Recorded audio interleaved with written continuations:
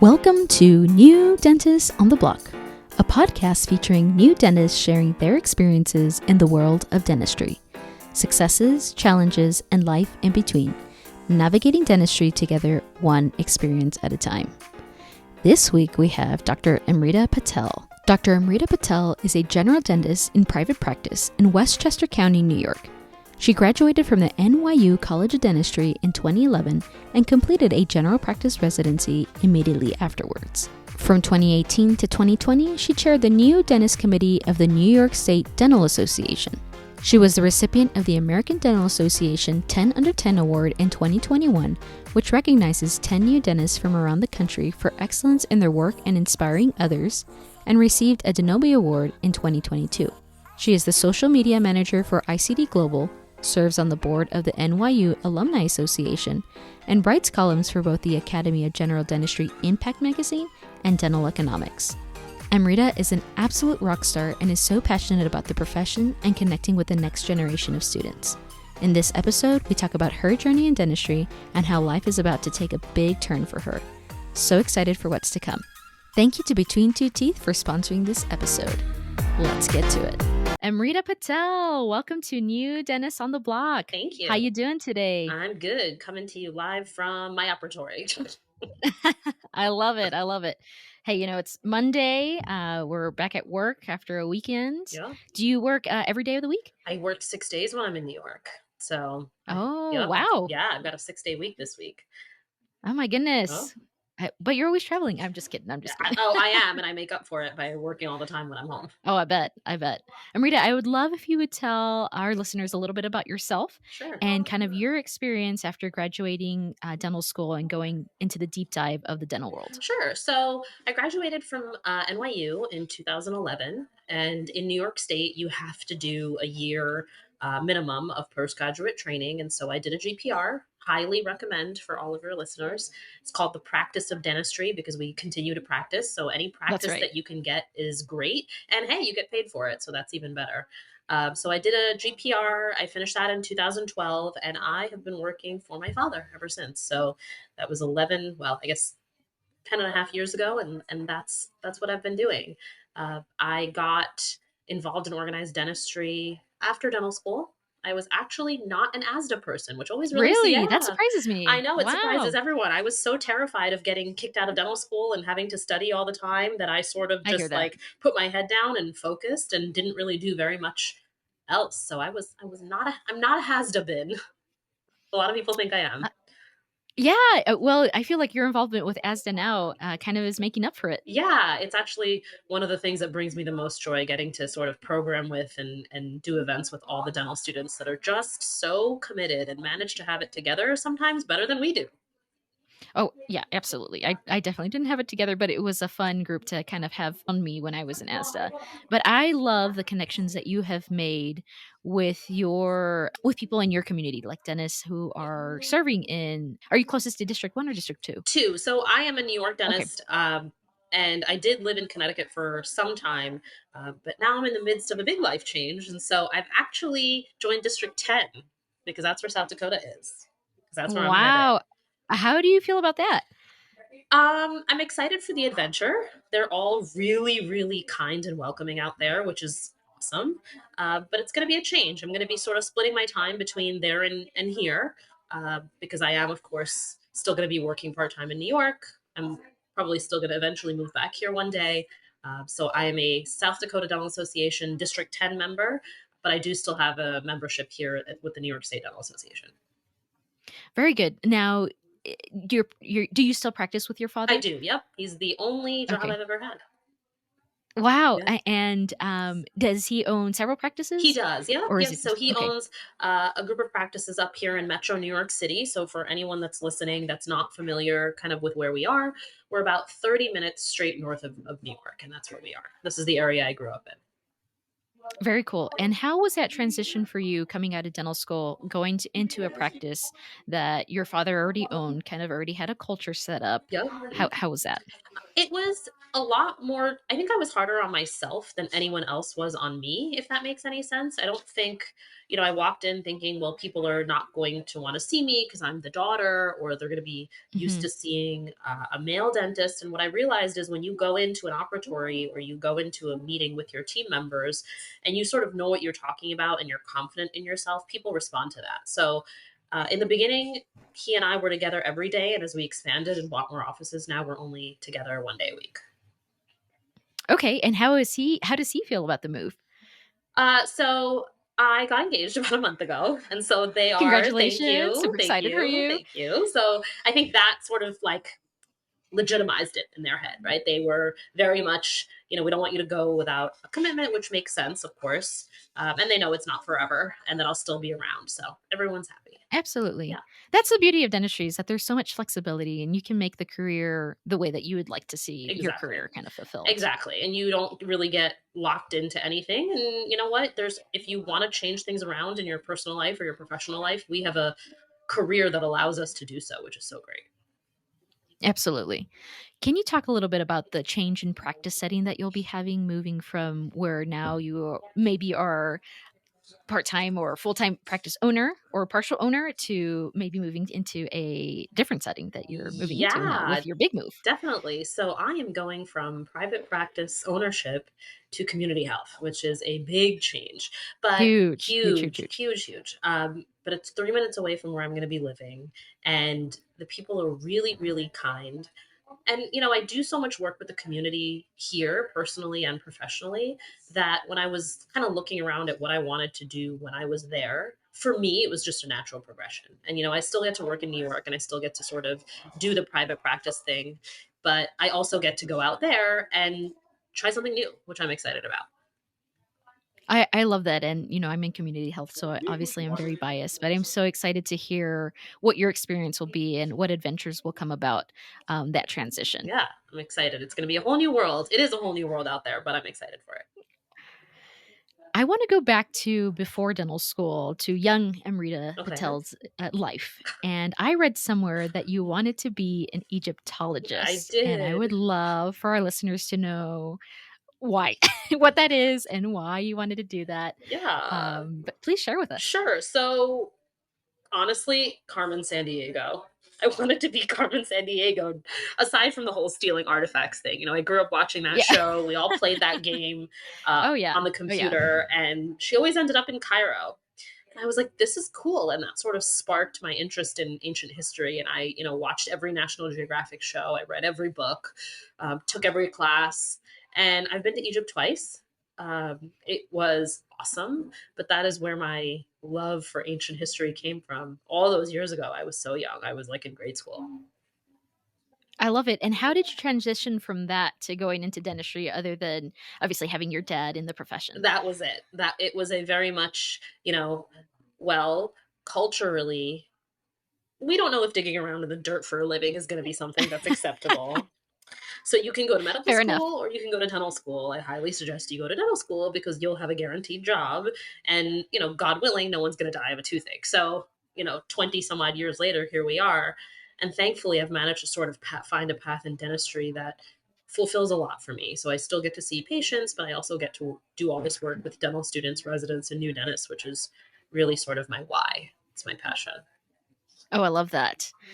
Do you have any regrets about not becoming an I Egyptologist? don't, because the Arab Spring happened in 2011 and the government out there got really strict about who they were giving dig permits to. So they limited first to just Egyptian nationals, then people from the Gulf Coast states, and then kind of, I think they've just started to relax the restrictions and start to give dig permits out to people in the EU. But I would have been a very out of work Egyptologist. Wow, that's so interesting. That's a whole different world, and I love that you have that background. I just think that it adds just a extra layer of interestingness to you. Thank you. In, the dental profession, you have found a niche kind of in, cosmetic dentistry, is that correct? Yeah, so I do a significant amount of that when I am home and working. Yep. How did you find that you were passionate about cosmetic dentistry, and what have you done to help improve that skill for you? Yeah. So, I mean, the standard answer is kind of CE, but one of the best things Sure. about our profession is that someone walks into your office or sits in your chair and you can turn their day, week, month, life around in an hour, right? If you need to. And whether it's, a nice new set of teeth, whether it's taking them out of pain, taking out a tooth that, has been bothering them forever, we have the ability to literally change lives. As cliche as that sounds, it's the truth. And there's not many, even fields in medicine, that you get to do that. So that's kind of where all of that came from. Very cool. Are there any CE programs or classes that you took that you feel were very beneficial to you? I will tell you that through all of the CE that I've taken and all of the training I've done, the single most influential time of my life that helped to build my skills was that postgraduate training year. I mean, you see Mm, patients from a giant variety of backgrounds with every condition under the sun, sometimes medically complex, and you really learn how to treat the whole person. And you also learn skills not just limited to dentistry, but even just skills that could save your entire career. I've had patients have seizures. I learned how to manage that in my residency program. I wouldn't have known what to do. I mean, we read a chapter about it in a book in dental school, but right. having to sort of deal with it firsthand in a hospital controlled setting can really save your career. Big abscesses, medically complex cases, those things, all of that foundational knowledge came from my residency program. Yeah, I can't encourage a GPR AGD enough either. And I think that it attests a lot. Obviously, you had to do a PGY1 in New York, but you knew you were going to go into a practice where you were going to have mentorship. And I feel like that's always the hot debate. Like, should you jump into practice where you're going to get mentorship, or should you do an extra year of training? And I would say that that extra year just adds so much more into your wheelhouse. Exactly. You gain a set of skills that you may or may not attain when you start practicing. Hmm. And so I would highly encourage it. And so Yeah. you heard it from somebody here too as well too. So Yeah, and like you Amrita has said, that experience. the mentorship aspect is something I hear a lot of new grads and students say, well, I'm going to get mentorship anyway. Well, I knew I was getting mentorship, but aside from, of course, the legality where I had to do the GPR, there was things that I learned that there is no chance that my father could have taught me. There's situations that I was in that I would not have gotten into in private practice, and you get to learn really how to work in a team. We all say that we're team players. Well, you got to do it, because more and more I'm seeing newer graduates want to buy practices very quickly. Well, Right. you've got to learn team building and communication, and there's just no time to learn that in dental school. And it is Absolutely. dollar for dollar the most valuable skill, communication. And I built so much of that working in a team in residency that I wouldn't have built in a silo in private practice. Yeah, that's huge. And transitioning from one team to the other, from your GPR team to the private practice team, would you say that that team in the private practice setting was pretty welcoming to you and willing to kind of guide you as what the day in and day out looked like in the practice? Yeah, and one of the other things is that I did that I would recommend. When your residency ends and you're waiting for your license to come through, there is a lag time, right? Whether it's a few weeks or a month or Right. 2 months. Mine was about a month. So you're not licensed, you don't have a DEA, you don't have malpractice. Use that time to maybe hang out in the practice or practices that you're going to be working at. Ask your future boss if you can just come in and spend some time, and maybe they can review treatment planning with you, or that maybe you can sit in on a morning huddle meeting or anything to sort of get into the culture of the practice, or practices that you're going to be working at. So that I hung out in the office just so that I could sort of listen in and see the way things went, and that was really helpful to me, so it wasn't so much just like a shock when I started. So that's what I would recommend. Yeah, that's huge. I feel for me, I came from I did an AGD, but I came from a setting that was kind of controlled, very much a school setting to a public health setting where everything was brand new, and I kind of was just thrown into things. I was the only one here for a few months, and the assistants were huge in my development as a dentist and continue to be great in developing me as who I am as a dentist and kind of guiding me. And learning to work with an assistant, I think, is also huge because we didn't have that. I don't know if you all had that in your dental school, but we didn't have any assistants when we were pre-doctorals. Yeah, nope, we didn't have that. We assisted each other, right? Your patient cancels, you're Right. free, you come and help me, I pay the favor back. That's how we made it through. Aside from mentorship in the private practice, where else have you found key mentors in your career as a dentist? Yeah, one of the things I like to say is that mentors don't have to be dentists. They just have to be people that maybe live their life in a way that you respect or you emulate, or have wisdom that maybe you aren't gaining from what you're doing. So some of the people along my journey that have been mentor figures weren't dentists. And the other thing too, especially for some of us as we sort of grow and change in our personal and professional lives, is you don't have to have the same mentor forever. It's okay, Mm, right? And so, in my community, I've met mentors. In my travels, it's all just different points of view and perspective. That's kind of what it's all about for me. And so I would say, especially for people that are really involved in things outside of dentistry, look for mentors in your community. Look for mentors in your places of worship, in community activities that you might be involved in, leaders in sort of various charity programs and events that I've done. You look at the way that these people live their lives and these lives of service, and it's so inspiring. Talk to them. See kind of how it is that they do what they do or where they found their purpose. You never know what you're going to learn. Oh, I love that. I just had the opportunity a few weeks ago to head out to District 9 and speak to the students that were there. And I was telling them the importance of having a mentor in the dental realm, but also kind of getting away from that and finding somebody who can just mentor you in life. Because I feel like the first, 10, maybe even 20 years of practicing is still so crucial and can mold you in such a unique way. Hmm. But taking time for yourself is so, so key. Yeah, definitely. Amrita, what do you do to keep yourself sane and to get you away from the practice of dentistry? So, it's interesting you asked that. One of the things I talk a lot about, one of the presentations I give is about finding peace. And it's specifically because what the lectures that I was hearing were about work life balance. And to me, that's a Mhm. fallacy. There is no work life balance sometimes. Everything just moshes into one big blob. So sometimes you have to find your peace in that, you know what, I know I'm going to have a difficult week, 2 weeks, month, but I've got to put my head down and get through this because there's going to be a trip at the end, or there's going to be a chance to spend time with loved ones. Um, I found a lot of peace in travels. I know a lot of people hate flying. For me, everything is very organized, and I can just get on that plane and it's my time to maybe do some work, maybe watch a show that I need to catch up on. And that was where I found my unplug moment.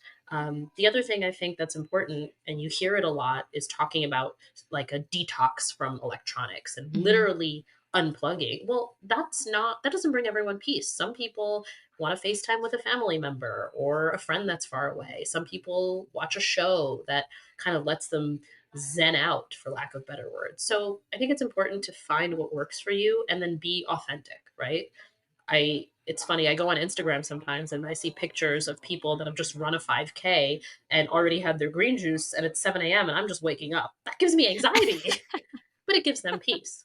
I love that. It Yeah. gives them peace, right? So that's what kind of helps me unplug. I plan my time out around where do I want to see, what do I want to experience. Experiences are really important for me, so that's what I sort of plan all my time out around, knowing that I've got to make it through this and then I'll be able to have a recharge. And in between, if I've got to get on a plane, I've got time where my phone's not going to be ringing, I can do the work I want to do or not. So that's what I do. I love it, and I love how genuine you are with your experiences, and I love following your travels because they make me really happy, and I feel like I can experience new places through the photos that you share. How beneficial have you found that is for your own mental health? I think it's really important when you stop to consider the fact that we've all been locked at home behind a computer screen for the last 3 years, right? So Mhm. because of the pandemic, it got really easy to constantly compare ourselves to each other and to think, well, I've done this, but this person is doing that, and she's doing this, and he's doing that, and oh my God, I'm not enough, and what more could I be doing? Mm, And it's easy to sort of get inside our own heads, and at the end of the day, our worlds are this big, right? If you're an endodontist like right. my dad, they're even smaller. So it's really hard to sort of cave. It's really easy, rather, to cave in. So being able to look outward and get out of my own head has been really beneficial to finding some sort of calm in my mental state. Peace, Yeah. yes. Yeah, dentistry is tough, and I've had a lot of conversations as of late with a lot of dentists who are struggling. Yeah, And I feel like we're doing better with having these conversations, but I still think that we need to do more, correct. just to kind of help our fellow man in the profession. Yeah, and I also say this a lot. Asking for professional help, getting professional help is not a sign of weakness. I think a lot of that has been highly stigmatized in my Oh yeah. culture, in our profession. Hmm. I'm a very big believer in therapy. We aren't therapists. Crowdsourcing opinions on social media doesn't equal out to getting therapy. So I think saying, you know what, I need help, and it's beyond something that I can maybe provide for myself or that I can handle is okay. Yes, very okay, and very necessary, and such a great outlet to have somebody outside of the profession, listen to you and give you that professional help. I know that we do our best as professionals to give our patients, that guidance sometimes. Sometimes we are their counselors, we're their therapists, but taking time for ourselves, I think, is really important. And I think that if there are any students who are listening and they have the opportunity to seek some kind of therapy in school where it's at a reduced rate or maybe even free through their Hmm. student health Yeah, centers, they should really take advantage of that. definitely. Amrita, do you have any advice for new dentists who are coming out of school other than doing an AGD GPR? Yeah, I think not being myopic would be my number one piece of advice. And what I mean by that is that dentists tend to miss the forest for the trees. So it's really easy to get on a hamster wheel and then look back and say, 10 years, 15 years, 20 years have gone by. What did I just do with my life? So if Hmm. you're not intentional about goal setting and figuring out where it is you want to go and what you have to do to get there, and taking steps to make sure that you best position your way on that path, um, I think that it's really easy for time, which is one of our most valuable commodities aside from good health, to just slip by you. So, for me, I knew I wanted to help build our business, and I did. And I knew that in order to do that, I was going to have to kind of take my personal life and put it uh, Mm, on the back burner. mm, And I didn't know what that meant at the time. And what it meant is that I wasn't going to find a life partner until later in life. Do I wish that I had maybe met someone amazing younger and had a whole big family? I do. But I couldn't have done that and done what I did in the last decade, both mm. for organized Yeah. dentistry and for my professional career. Um, Something that I read that really resonates with me that I talk a lot about to new graduates is a speech that Steve Jobs gave in 2005. He gave the Stanford commencement speech that year, and he talks about lessons that he learned in his life.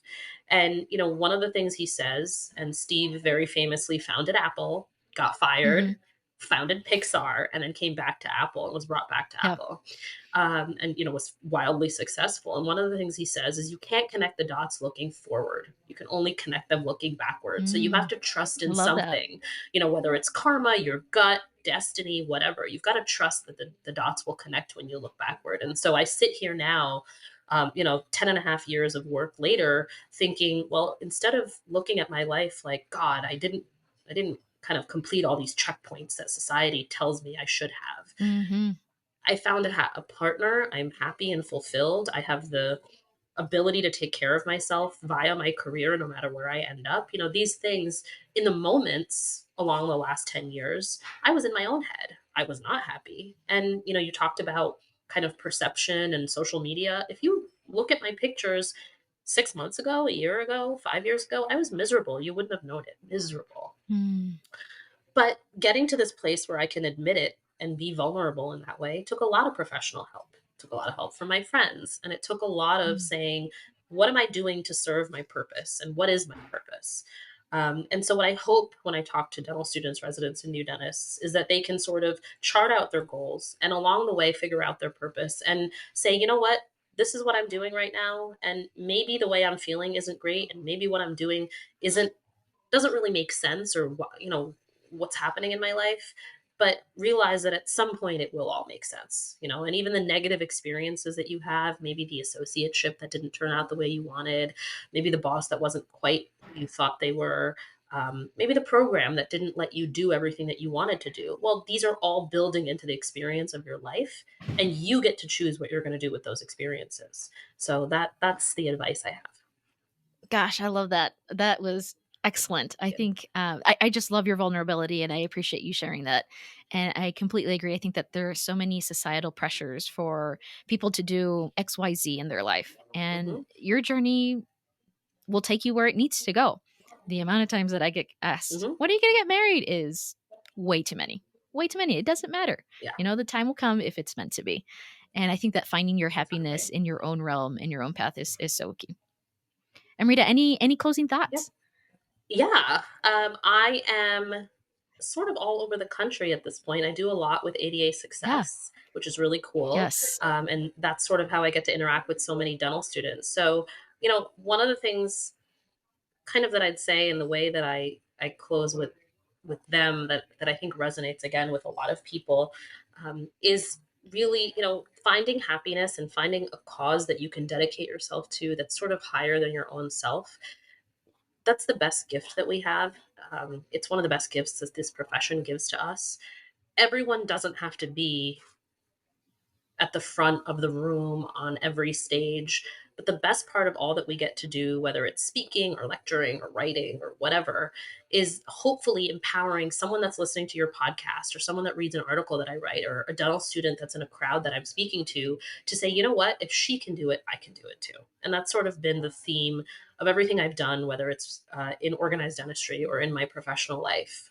It's why I intentionally sort of pick roles that sometimes there's aren't many newer dentists in those roles, because I want people to say, well, you know what, maybe if she's doing it, then I can do it too.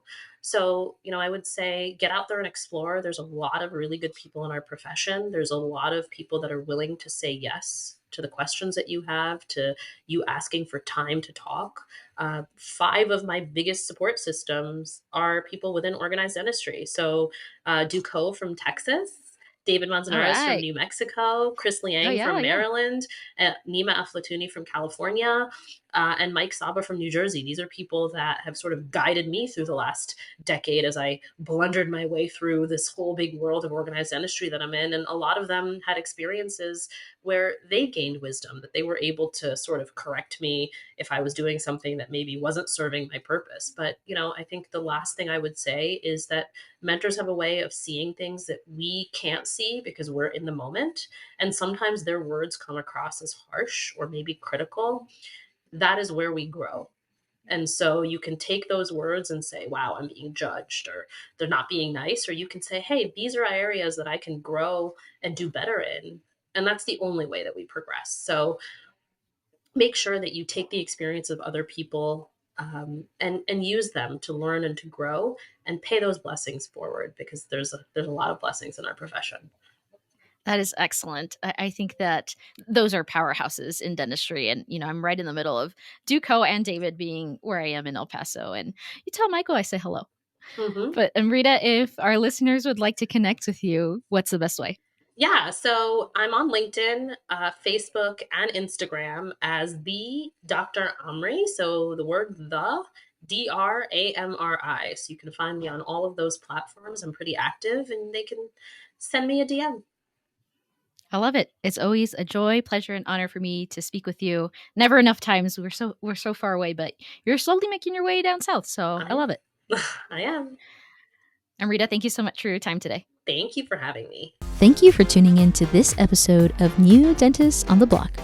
If you would like to connect with Amrita Patel, you can find her on LinkedIn, Facebook, and Instagram.